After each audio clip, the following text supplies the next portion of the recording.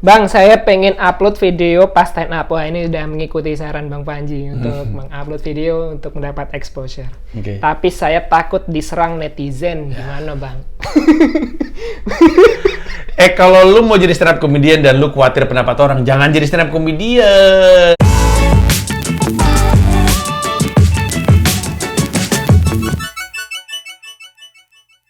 Dan stand up comedian mah udah pasti akan dapat pendapat orang. Kan gini ya, stand up comedian itu naik ke atas panggung untuk dapat reaksi. Kebetulan reaksinya yang kita harapkan adalah ketawa.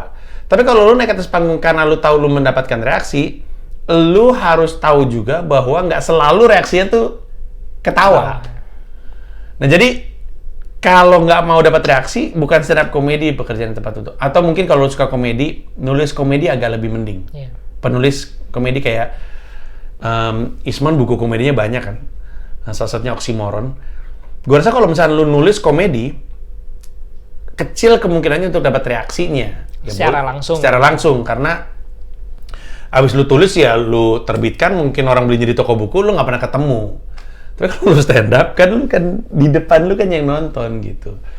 Jadi kalau misalkan lu takut sama reaksi orang, jangan jadi stand up comedian. Nah tapi kalau lu pengen jadi stand up comedian, terus lu butuh waktu untuk lama-lama nggak takut, menurut gue, ketika lu naro materi stand up lu di YouTube, mulailah bukan yang aman, tapi mulailah dengan typical joke yang menggunakan diri sendiri sebagai objek tertawaannya.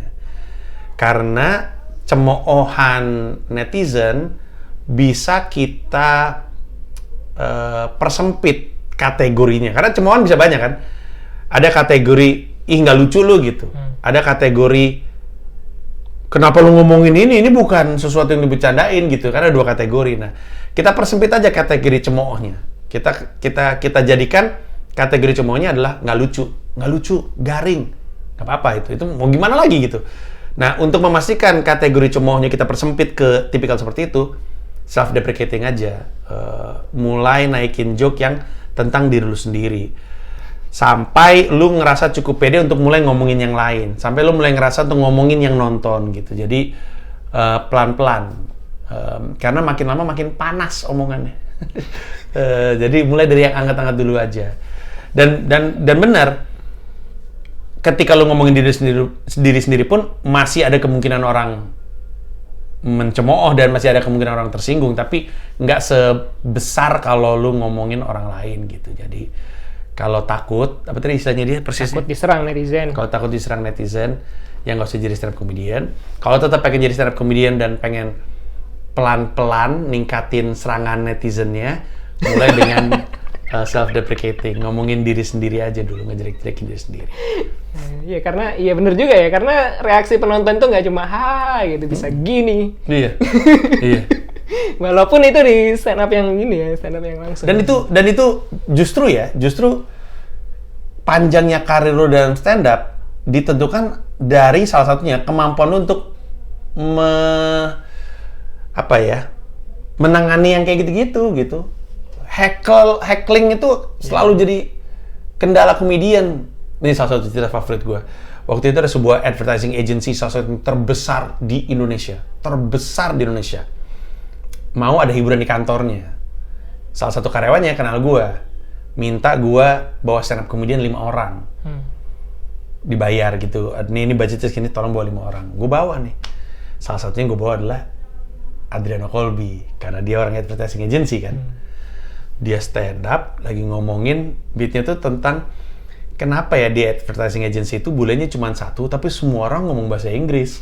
Harusnya kan bulenya yang ngomong bahasa Indonesia ya, orang cuma satu gitu. Tiba-tiba Adriano lagi stand up, di antara yang nonton ada yang bilang, enggak ah, gitu.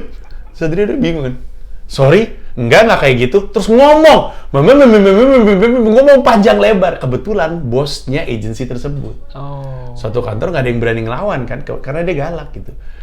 Akhirnya Adriano dengan gayanya itu, setelah selesai ngomong, ya boleh sih lu ngomong kayak gitu, tapi kan mikrofon ada di tangan gue, jadi terserah gue deh, gue pengen nanggepin lu atau enggak. Gue lanjut ya, terus dia lanjut gitu. Dan akhirnya orangnya diem gitu. Jadi harusnya ketika kita stand up tuh doanya tuh bukan semoga nggak ada yang menanggapi negatif. Doanya adalah semoga kita mampu mengatasi tanggapan negatif tersebut karena akan selalu ada gitu. Juga. Berarti untuk mungkin keraguan orang ini adalah suatu saat mungkin andai kata dia terkenal nanti Bang. Takutnya video-video awal stand up ditarik dijadikan kasus mungkin. Nah itu apakah kan ini kan step dalam berkarir ya. Kalau misalnya video-video lama itu bermasalah itu lebih baik di take down atau diapain tuh Bang? Dilihat dulu karena kadang-kadang emang nggak bisa dibela itu beatnya. Karena banyak banget stand up comedian yang ngomong sembarangan karena pengen ngomong sembarangan. Ada loh yang kayak gitu. Ada yang ngeluarin curse words for the sake of cursing gitu. Susah dibela tuh. Kalau misalnya lu ngeliat beat-beat lama lu habis itu lu bilang emang salah sih sebenarnya, gue juga nggak tahu cara ngebelanya, take down aja. Kalau gue emang karena gue udah duluan jadi penyiar radio dan gue tahu konsekuensi dari omongan gue, hampir semua yang gue omongin di atas panggung tuh gue bisa perdebatkan. Sedikit sekali yang gue nggak berani untuk perdebatkan. Jadi ketika alasan gue nggak naikin ke YouTube bukan karena nggak bisa gue debat, cuman gue malas aja. Jadi kalau misalnya itu konteksnya, lihat dulu kalau lu ngerasa emang nggak bisa gue bela, mending take down. Tapi kalau misalnya lu ngerasa nggak apa-apa, walaupun ini mungkin akan panas dan akan jadi masalah, selama lu yakin bisa lu debat, nggak apa-apa, tinggalin aja. Jadi persiapkan karir, materi yang banyak untuk bisa meng-hire lawyer. Andai kata diserang. Seperti kami. Comika punya pengacara untuk komika-komika kami. Oke, terima kasih Bang. Iya, jangan lupa kalau pengen belajar stand up masuk ke pecahkan.com. Ada buku teksnya, ada buku materinya, ada kelas online dan ada workshop online. Pecahkan.com.